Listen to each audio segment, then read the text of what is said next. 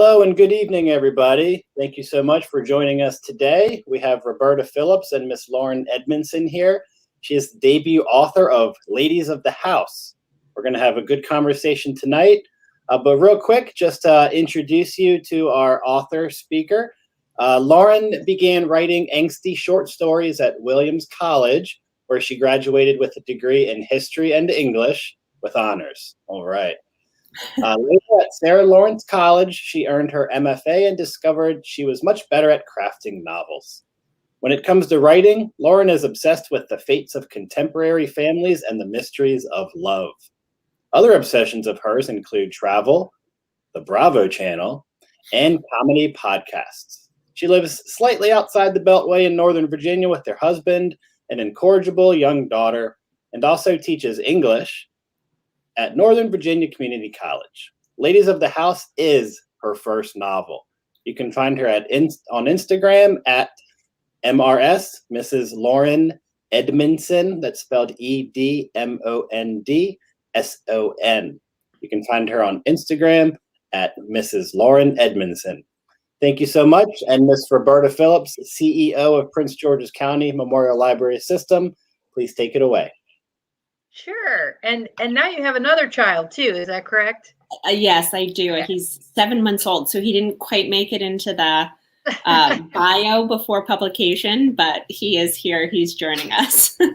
Well, I am personally thrilled that you're here. I have 4 older sisters. We are avid readers, and we all recommend books to each other. And I quickly texted them this cover and said, y'all have to read this. It's awesome. And so I reached out to my folks and said, see if she's available. And here you are. So I'm really excited about that. Oh, thank you, Roberta. It's such a joy to be with you and talk Ladies of the House and get to know you guys better. It's just an honor. Thank you so much. Thanks. I appreciate that. I'm very interested by something you quoted that said you were long fascinated by how women have approached societal expectations across history. And you thought of adapting Austen's framework to a contemporary setting to really just kind of benchmark how women's lives have and have not changed. Can you kind of elaborate on that idea? Because I think it's fascinating. Yeah, absolutely. I have always loved Sense and Sensibility. It was my favorite. It still is my favorite Jane Austen novel, in part because it so specifically focuses on the women, the Dashwoods, in this singular family. And although Austen's other novels, of course, deal with correct behavior for women, what I find fascinating about Sense and Sensibility is it really, because the father dies in the first chapter, because the love interests vanish for large chunks of the novel, it really allowed Austen to investigate this question of like how a woman should be and how a woman should behave. And you had these 2 sisters, the Eleanor and the Marianne, to kind of like illustrate these 2 contrasting types of women, perhaps. The one who, the younger sister, the bright star of the family, the extrovert, the one who wears her heart on her sleeve. Certainly 200 years later, we know Marianne Dashwoods. We have Mariannes in our own lives. We also have Eleanors, those who keep their cards closer to their chest, those who are much more aware of what people think.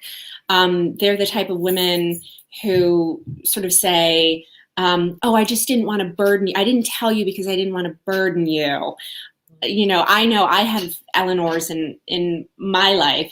And even within me, I find myself sort of depending on the day and depending on how much coffee I've had, I can sort of drift between an Eleanor and a Marianne. So I just felt like the themes that Austen was writing about in 1820 were still so relevant today with us. And we sort of, especially if you're a woman, especially if you're a woman in DC, inside the Beltway, and in politics, especially if you're a woman in a forward-facing role and in the public eye, you are confronted with these questions of how should I behave in order to make myself palatable, in order to make myself accessible, in order to make myself not a target of malice or vitriol or judgment. And so even though the Dashwoods, couldn't own property, they couldn't really, or they could, but they couldn't have premarital sex without being, judged and ostracized. They really had pressure to have children, have sons, get married well. Even though we're not, as women in 2021, we're not confined by the same sorts of rules, we still find ourselves rattling the cage in a way of how do I behave, like I said, in order to be accepted and Sure. be taken seriously. Yeah, and there's still those double standards. A man is assertive, a woman's aggressive. These like Right. double standards that still exist, and especially as you said, with women who are in high profile positions or leadership roles.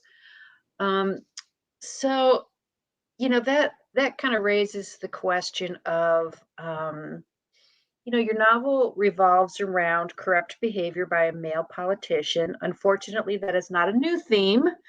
Nope. Thinking of Bill Clinton and some other folks who have had this in their past. But it's really the women who are left in your book to kind of pick up the pieces. I wonder if you could take kind of a little deeper dive into this idea of cleaning up the mess, or do you stand by your man, or do you declare yourself independent and say, I can't stand for that, I'm moving on? And what are the choices? Because I think there's so many interesting ones in this book. Yeah, I think, I, to your earlier point, I didn't have to look far. I didn't have to look far to gather inspiration for a politician's bad behavior. We have plenty of examples. So it really wasn't that hard to imagine the kind of scandal that would start this story. And yeah, what I noticed, and especially as I was beginning to think about the book, I hadn't started writing it, but I was beginning to think about it in 2016. So, that was a really interesting time to be in DC, to be a woman in DC, to be a woman in this country. And I was listening to NPR one day, and they were talking about Anthony Weiner's computer and his emails. And of course, almost in the same breath, they talked about his wife, who was then working for Hillary Clinton.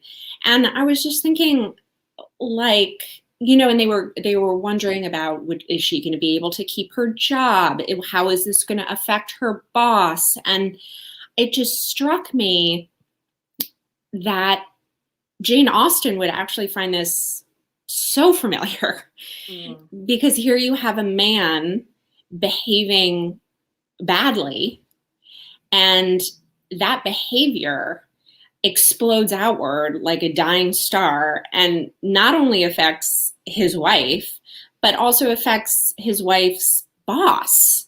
And the whole optics around that, I felt like this would be familiar to Austen. This idea of a man screws up and it's the women who are left to pick up the pieces. And so that kind of led me, that kind of curiosity of what would Austen think about all this? It kind of led me into the book. Yeah. And so Daisy and Wallis, of course, are the sisters. And,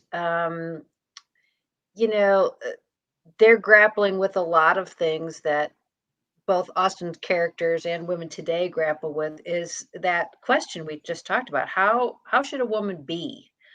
And how do we position ourselves in a way that is, you know, acceptable, right? And not off-putting, which are things that perhaps men don't think about because apparently in this scenario and many, they're the ones behaving badly. Mm-hmm. Mm-hmm. Yep. And Daisy, I mean, very early in the novel, Daisy, even before the scandal that eventually engulfs the family comes to light, she is in the memorial service for her father. And, she's sitting around all of these dignitaries and officials and other senators. And she sort of thinks to herself, like, okay, should I cry or should I not? Like, what happens if I do? Would they think me weak? But what happens if I don't cry? Like, would everybody think that I didn't love my father and that I'm cold? She even thinks, I mean, because this is the type of person she is, but she even thinks about how to arrange her face to make herself or to avoid that kind of judgment. And, I think women, I sort of find myself doing that too. There is no male equivalent of the resting bitch face, which of course Right. gets tossed at women all the time, Right, like, oh, she's right. a resting bitch face. And that's just what my face is in neutral and I look what angry, Yeah. bitchy. I mean, there's no male equivalent. There's not a male resting bitch face. We don't say that about men. Right. So women, I mean, to the point of like, okay, Daisy is thinking, how do I compose my features? Am I, my lips, my eyes, my hands?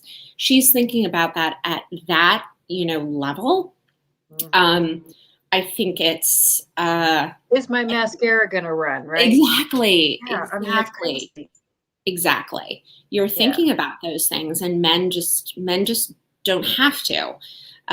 But women do. If they're in public spaces, if they're in the public eye, it hasn't changed from Austen era in that way. No. And I think she could have her own spin-off book. Melinda Darley is like so interesting to me. She's a powerful woman politician in the book.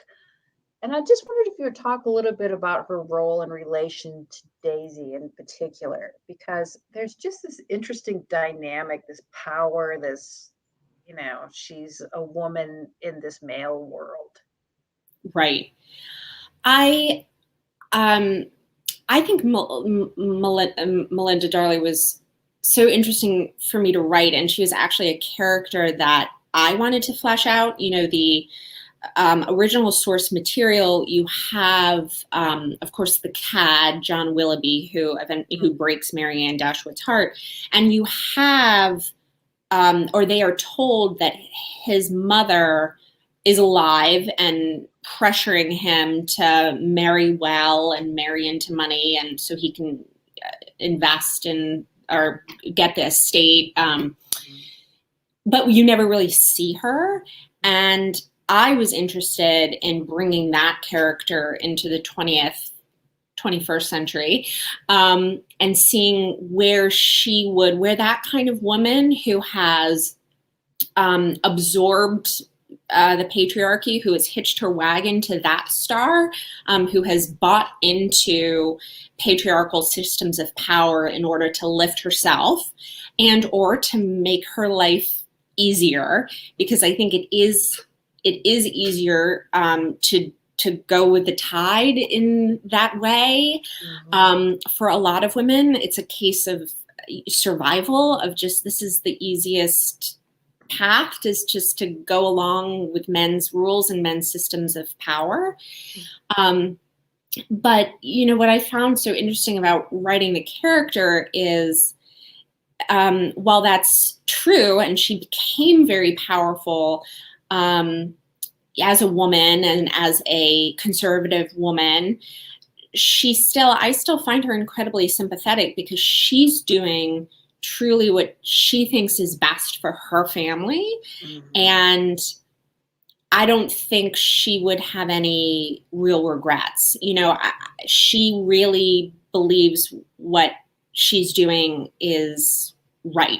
Mm-hmm. It's not like she's trying to be evil. It's no sugarcoating though either, which I kind of liked about her. I mean, she was kind of ballsy. She was kind of like, this is the way it's going to be. This is what my family's going to do. This is why we're going to do it. And, be damned, Yeah, she doesn't beat around the bush. And I mean, she has a point, and Daisy ultimately admits it. Where somebody like Melinda Darley looks at Daisy and is like, how are you telling me how to behave? Like, look at the family that you come from. Which I think, again, is something that we all like. There's a lot of whataboutism, where we say somebody behaves badly, but then it's like, well, so that person behaved worse, or, that person behaved. Right. So it's like, who are we to and I think in the end, Melinda Darley is like, who are you to cast stones? You don't really have a leg to stand on here. And she's partially right. She's partially wrong, obviously, because it's not like Daisy did anything wrong. It was, of course, her father. But for women like Melinda Darley, that doesn't matter. The apple. The sins of your father, you are the sins of your father. Yeah. And that brings up, this question of, like, right now, I'm watching the political ads and I'm seeing, thankfully, all these women running for governors and, just the surge of women running for higher office in the political arena. And I just wondered, like, I kind of see that reflected in your story. Can you talk a little bit more about that?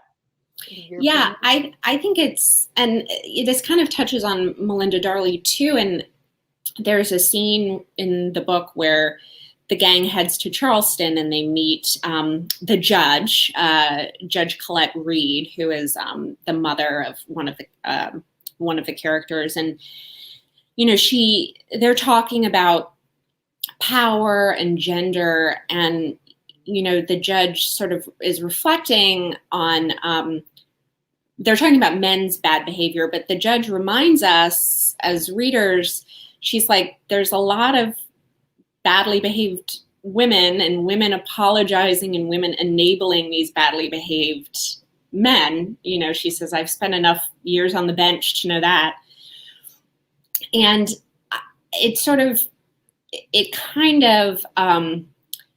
my hope was that it eventually would remind readers that just because you have women in positions of power, like a Melinda Darley, doesn't mean that women's lives are going to get better. It really, representation matters, sure, and it's wonderful that we have so many women running for office, but really, it's like, if you're not going to try to dismantle men's systems of power, Daisy says linear ambition, domination at all costs. If you're not going to really try to wield your power differently, right, than a man in office, a woman in office, it really doesn't matter.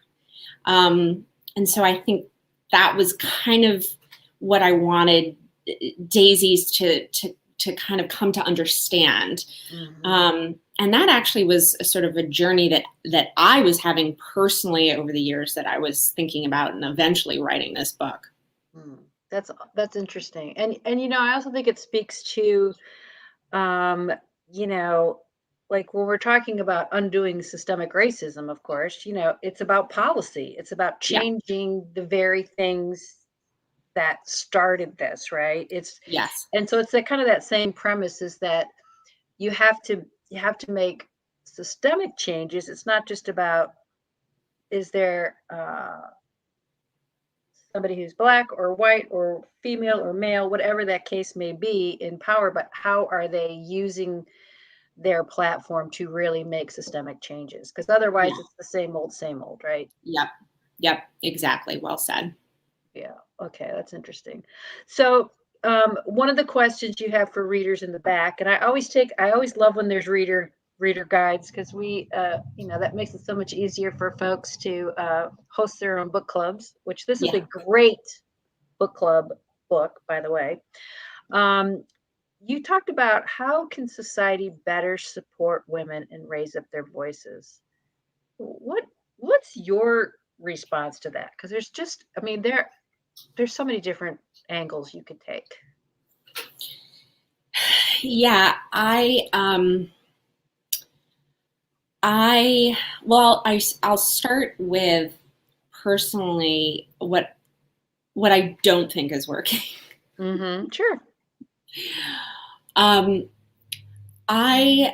don't think that social media is the best way to uphold and support women's voices. And Daisy and Wallis, I think, realized this very early on in the novel, and I think Daisy might even say it, or she perhaps may think it, where she comments that on social media, on Twitter and Facebook posts, there's no room for nuance. There's no room for mercy. There's no room for measured conversation. That's not what social media was built for. That's not what it's good at. There's no discourse, right? No, of course not. It provides this illusion of discourse, but really, and of course they've done studies about like what travels the fastest, anger or happiness? Anger. What travels the fastest, truth or lies? Lies. So because of the way I personally feel, because of the way that women communicate, the way that we tend to communicate is very nuanced. And the stories that we tell, over, dinner with our girlfriends, or over a phone call, or a conversation between sisters, the conversations never come from a vacuum. There's layers of history there. There is shorthand. There is tangly, thorny things. There are body language, right? Yes. Yeah. And you don't have that on Twitter. It's just not possible. And I think Daisy herself was thinking about like, okay, well, early in the book, after her father has imploded in this scandalous fashion, she says, I'm not even going to bother defending myself on social media because there's no reason. Like I couldn't mount a defense of myself against the mob. There's no way. And she's not, when I say the mob, she's not just talking about conservatives. She comes from a Democratic, a liberal family. She's talking about liberals too. So I don't think it's going to happen on social media. I feel as though, and what I hope readers will get from this book is that, yes, it's nice to have the support of the masses and to have your voice heard by hundreds, thousands, millions, but where the reckoning comes is internally, both personally, but within the family and the family structure. And it's not just blood relatives too, but the chosen family, who you are really close to. And to have the support of those people, to have the ear and the shoulders of the people who you are closest to, and who, for those people to really see you and hear you, I think that's where ultimately Daisy's catharsis comes from. And that's where I feel like the most profoundly heard and seen is not on Instagram, although I love Instagram, but within my own circle. So I think it really starts small, and that's okay. Yeah. I think that's okay. Well, and I also think, in my position too, it's about not only being a mentor, but having a mentor. Yes. Someone who is wiser than myself and can lead me. And then I want to do the same with, young women who work for me. I want to raise them up and help them, So I think that's really significant. And also, how do we cheer each other on, right? Whether it's, I have a business coach, or I have a mentor, or I have a grandmother, or whoever that person is for you, that is your go-to, that can help elevate you. Because I feel like, sadly, for a lot of women, the bottom line is you elevating yourself. Yeah. So, which is unfortunate. And I think there is better ways we could probably raise our voices. And I think some of that is hopefully getting in person and being part of a group that is doing good work, for example. Yeah. Yep. Being on a library board, or whatever it is that is a way to elevate that voice. Yeah. Yeah, I agree. And it's amazing that, what I've sort of stumbled into over the past 2 years of this publishing journey is this amazing group of women, writers, and women who love books, and how it really has felt like people have reached down and helped me up, and helped that aspect of my career to support this book, to be a cheerleader, as you said, for this book, the wisdom, the advice. And this is something, because they've showed me what I didn't know that I needed. They taught me, like, this is what you need, and this is what you need to ask for. That I hope to pay that forward to women who are coming up with me in the future, as I hopefully continue in this industry and publish more books, to reach out and do the same things that these women have helped me with. And it's really all women. I mean, it's crazy and partially that's because of my genre. I write women's fiction, but that's, I think, too, speaking about the way women communicate. We are the ones to reach out. Hey, what do you need? Hey, I saw your book is being published. Like, let me put it on my Instagram. It's that generosity, but also a real vulnerability of, let me introduce myself. That is really refreshing and very, I have profound gratitude for it. Well, and I think, having conversations around books that have strong women characters, for me, is like really, like, like I said, my sisters and I are all reading this book, and we'll get on a call together, and I'll be like, oh my gosh, what about this? Or whether it's a TV show that has strong women characters, or a book, a novel, we kind of feed off of each other and talk about those things that, like, I'm so glad she did this, and I'm so glad and why did she do this? So, like, really having those kind of heart to hearts. Which sometimes is easier when the book is fiction, because you're not taking it personally. Right. In my family, we have varying political views and varying views on a lot of different things. I'm one of 8 children, so it was bound to happen. Yes.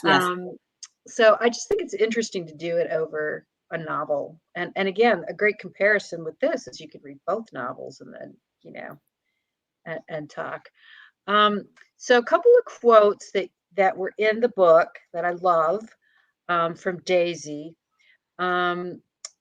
it's towards the end of the book, and she says, women begin to see that our fates are linked more with each other than with the fates of men. And as such, we begin to act less in our own self-interest and more in the interest of all women.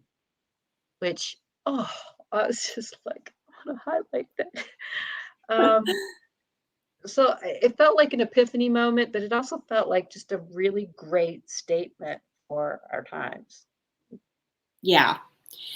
I am so glad you pulled out that quote. That it's really special to me.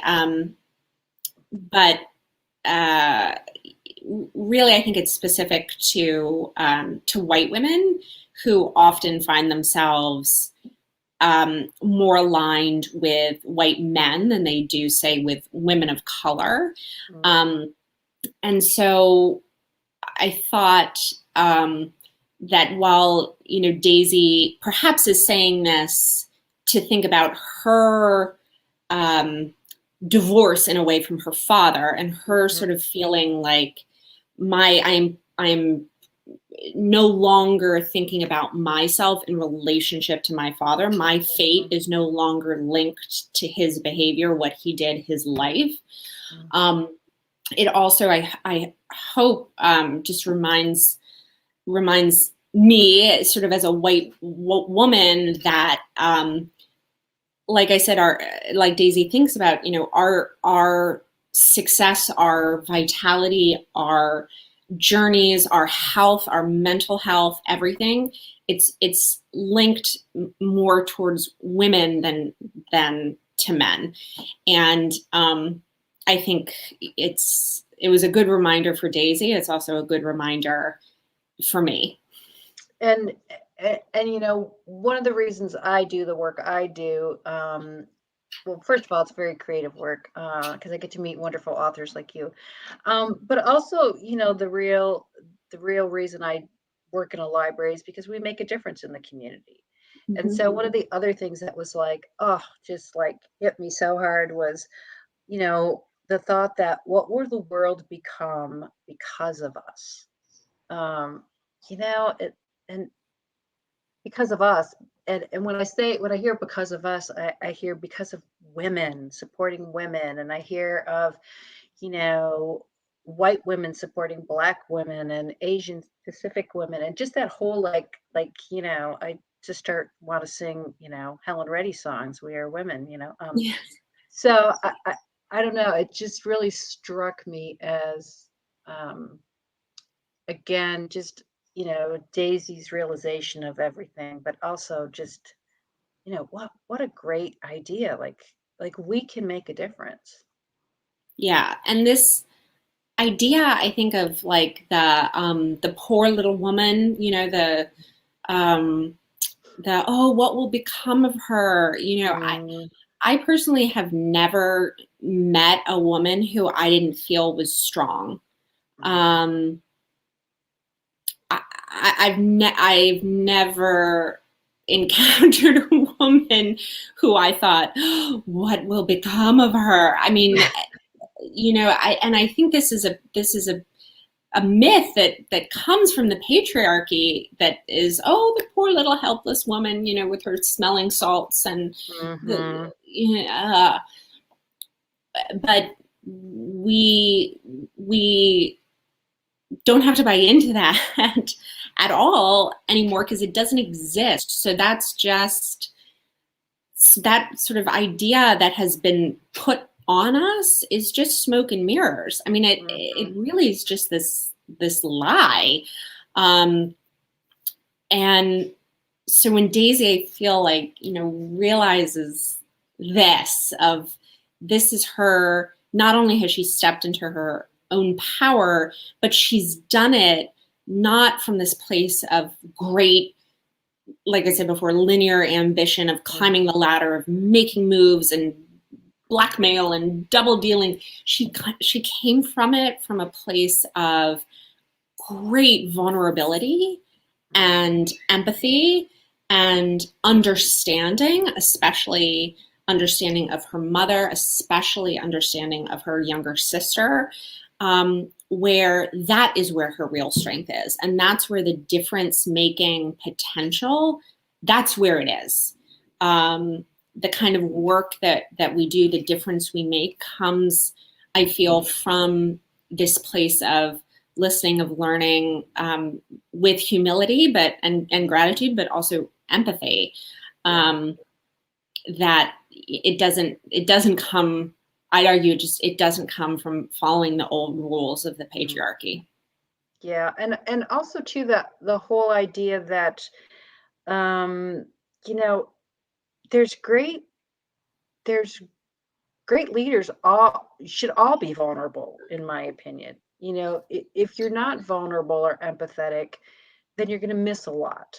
And I think that's a great strength that women in particular have. And I know, you know, I'm not saying all men are not vulnerable, but it's not wired in them in the same way as women. But I think that vulnerability also makes us more open in a way that perhaps men aren't. And I don't know. Some of it comes from, you know, our need to nurture, and some of it comes, you know, naturally for some of us. But I also think I don't think it's a weakness. I think it's a strength. Right. And I think that's what Wallis, you know, over the course of the book, tried to tell Daisy over and over and over again. And, you know, Daisy wasn't ready to accept it, of course, until the very end, where it becomes clear that the sisters are more alike than they are different, but they've also learned things from each other. And one of the main things that Daisy learns from Wallis, of course, is exactly what you said, that there is strength and power in vulnerability and telling the truth and being honest. Of course, it's really, really hard. And that's why so many people don't do it. Mm-hmm. And that's why Daisy spends large chunks of the novel trying to avoid doing it. Mm-hmm. But eventually that's where her power comes from. Well, and I think Wallis's character is interesting too, because she's more of that free spirit, and she's more of that, you know, I'm going to learn this as I go. I'm going to land on my feet, you know, and I have a sister like that too, who's just like, yeah, it's, you know, she's like not type A. She's just like, it'll all work itself out. So I like the kind of balance that you had between this, you know, like you said, two very different sisters with two very different mindsets, who kind of travel through the same path, but in reacting in very different ways. Yeah. Yeah. And I think for us in families, I don't have a sister. I just have brothers, but, you know, certainly that's the unique thing about families, and why I love writing about families, especially families under adult children under one roof in close proximity with each other, is they travel, as you say, they travel the same road, but the way that they get there is completely different. And seeing their different reactions to the same kinds of events, the same kinds of obstacles, is one of the things I just love exploring about as I'm writing. Well, you know, it's funny you said that, because, like I said, I'm one of 8 kids, and my mother always used to say, I have 8 kids, but there's not 2 of you alike. Yeah. Like, you all are so like, and we all grew up with the same parents in the same household, and yet we're, you know. So speaking of mothers, talk a little bit about Cricket. I love Cricket so much. I really, really liked her. And being in DC, certainly I know women like her, the politician's wife, the woman who is on the arm of the great and powerful man. And at one point, I think Cricket and Daisy are talking, and, you know, Cricket says to Daisy, like, you know, for such a progressive woman, you have a really regressive view of me, because Daisy for so long has herself, because she has internalized many patriarchal things, she has looked at her mother and felt pity, felt sadness that about her mother's choices, that her mother's greatest ambition was to be a good wife. Mm-hmm. And it's kind of like Daisy thought, or really absorbed almost through osmosis, this poor little woman, what will become of her? She's thinking that as she's looking at her mother. And of course, Cricket doesn't feel that way. I mean, Cricket is like, woe is me. This was my choice. You know, this was work. This was a job. And I did this job really well. Right. And this is what I wanted for myself. Of course, not the way it ended. She didn't want that for herself, but this is the life that she chose. And there's power in that. And of course, part of the book, over the course of the book, she begins to write the next chapter in her life. Mm-hmm. But I think both of her daughters really start to understand her in new ways and start to respect the choices that she made, rather than sort of look at those choices and say, oh, you know, if only she were born 50 years later, she would have had the, you know, X, Y, and Z opportunities. Right. Yeah, and also too with Cricket, I feel like she really comes into her own towards the end of the novel. But like you said, she's not apologetic. She's like, you know, this was hard work. Like, I planned these events and I hosted these parties and I got people together and I was the connector and the convener. And I think for a lot of women, I mean, you know, like it is what it is. We buy all the gifts. We send the thank you notes. We sure do. All the birthday cards. Yep, we organize the birthday parties. We get the family. I mean, and that was her role, but in a political way. So, I mean, it was much broader than just, hey, I'm going to have family over for dinner. I mean, it was like getting these connections for her husband. Yeah, it was the hostess. Yeah. And so that was an important role for her, and she took it quite seriously. So absolutely. And there's honor in that, to be a mother, to be a wife, to be a hostess. I mean, absolutely. This is nothing to scoff at. And I think Daisy and Wallis both, you know, they are both career women, and they take pride in their careers outside the home, which of course do that. But I'm glad that actually it was one of the first scenes, I think not one of the first, but a very, very early scene that was this between Daisy and Wallis, where between Daisy and Cricket, where they have this kind of conversation where Cricket looks at her and is like, really, is that what you think about me? And I'm glad it made it into the final version, the final book, because I think that's a really important reckoning for those characters to have between the older generation and sort of a millennial, woman who defines success, perhaps not in terms of the home life, but that is, Cricket found success. Cricket was very successful in her career. The career didn't look like what Daisy would initially define it as career. Right. And, you know, people always said, did your mom work? I'm like, she had 8 kids. Like, she didn't work outside the house, but she raised 8, like, pretty good kids, you know? And that was back in the day before there was permanent press and, you know, so many other conveniences that we have now. I mean, she used to do 8 loads of laundry a day, right? Yeah.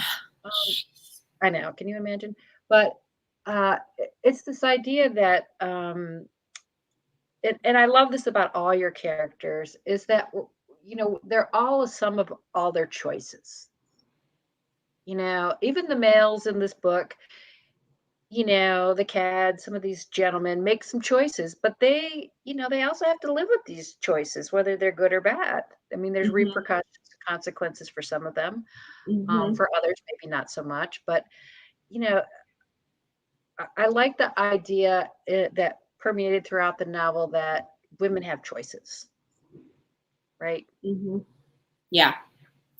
And, you know, I'm glad you brought up the men in the character too, in the book too, because, you know, I don't necessarily want listeners to feel like, oh, this is a man, you know, a hating book.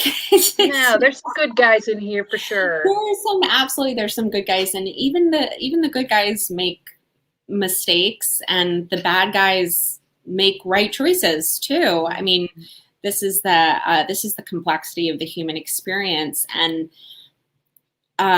why I found, you know, one of the funnest things for me in adapting Sense and Sensibility was writing the sort of the 21st century version of the John Willoughby character, the character who, in the original Sense and Sensibility, falls in love, certainly falls in love, but chooses money over love in the end, and status over love. And you reading Sense and Sensibility, you know, you read a character like John Willoughby, and if, at least for me, I said, I know this guy. I've met this guy. You know, I've met him. And it's not that he's a sociopath. You know, he's not. He just, and there is something sad about him, and heartbreaking about the kind of choice that he makes, and ultimately the choice that he has to live with. Right. And that's on him. Yeah. He lives with the consequences, just like the women have to live with the consequences of their actions and their choices. He has to live with the consequences of his. And I think there's just something that bums me out about the kind of the man, again, that I know that is so close to being a really good guy, but is just focusing on the wrong things. Sure. And has just put his eggs in the wrong baskets. And it's the basket. Some of it's like societal pressure or family pressure or status, or, you know, there's different pressures that I felt like the men and the women in this book, and most books, feel, and that reflects on their choices. Yeah, absolutely. Yeah. You're saying something about eggs in a basket. I'm sorry, I interrupted. Oh, no. It's just, he's just putting his eggs in the wrong basket, exactly, because, you know, his family is there saying, this is the basket, this is the only basket. And so, you know, it's the easy way. It's not, it takes hard work. It takes a lot of guts and a lot of effort and a lot of something. I don't know what it is. Fire, a lot of listening to this little voice, you know, of saying, actually, I see this basket, but I want another option, and I'm going to go look for it because it's not being presented to me. So I got to go look for it, which is labor, which is work. Right. And you know, it's just a series of choices that make us human.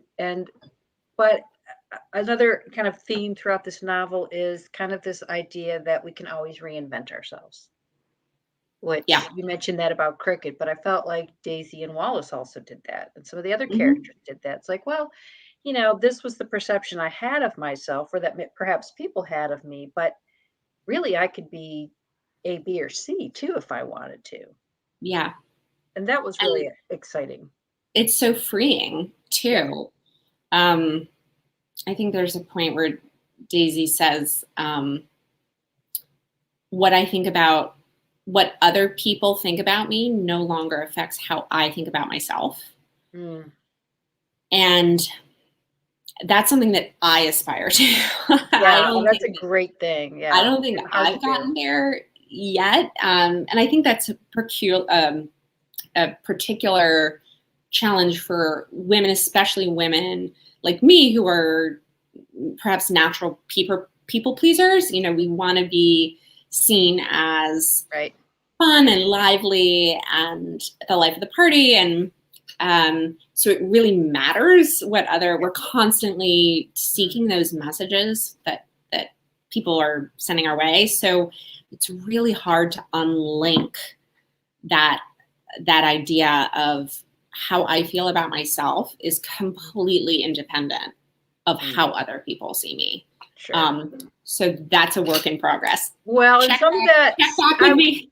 I will tell you, some of that gets easier with age. I've been around the block a little more, and it just does seem that the older you get, the more you really do, not care. I knew I had reached that place where, I was invited to a baby shower, a bridal shower, and I've been to zillions of them. And I just said, I'm not taking my Sunday and doing this. Like, no, I'm RSVPing no. And if somebody were to ask me, I'm just like, I can't come.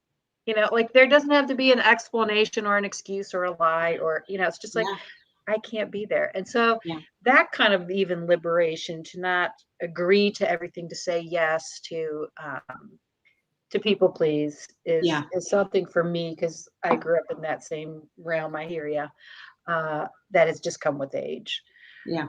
So as I said, I was kind of bummed that this is your debut novel, because I can't wait to see what you're going to write next. So can you give us any little sneak peek? Yeah, absolutely. So much like Ladies of the House, this next novel takes place with a family at a crossroads in their lives. This new novel takes place in Newport, Rhode Island. I'm having so much fun writing about Newport. There are similarities between Newport and DC in terms of emphasis on power and money and class. And so a lot of those themes I find myself exploring again in a great way, in a new way. And I'm really excited about it. So hopefully it will be on shelves in the middle of 2023. We're so excited. Thank you. So again, you can get Ladies of the House on our website at pgcmls.info ebook, or you can purchase a copy from Loyalty Bookstores through tinyurl.com/pgcmlsloyalty. And you need to read it. You need to talk to your sisters. You need to have a girls group. It's just really, it's lovely. And thank you so much, Lauren, for being here with us and for sharing your story. And also just, we could spend a whole hour just talking about Sense and Sensibility too, for that matter, and the comparison. So when you get your new book, come back. We'd love to have you. It's just been a pleasure.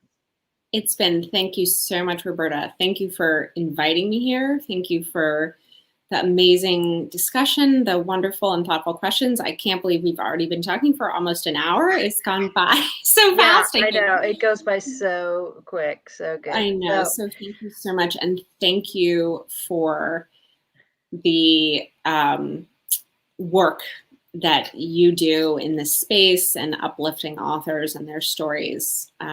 It's my pleasure. And one of my favorite customers, Vivian, said, Roberta, are you going to write a book? And the answer is no. Are you? No. You don't think you have a memoir in you? I'm sure there's a story someplace, but I'd much rather spend my time reading something lovely. That's fair. That's fair. It is work to write a book. It is work. It is. The only thing good about writing is being done with it. It's no fun when you're actually doing it. It's only fun when you're done. And when you're done, and you can enjoy all the wonderful comments about how wonderful your lyrical pose is. So thank you again, Lauren, and we look forward to your new book. Check it out, people. Roberta. See ya. Bye, everybody. Thank you. Bye.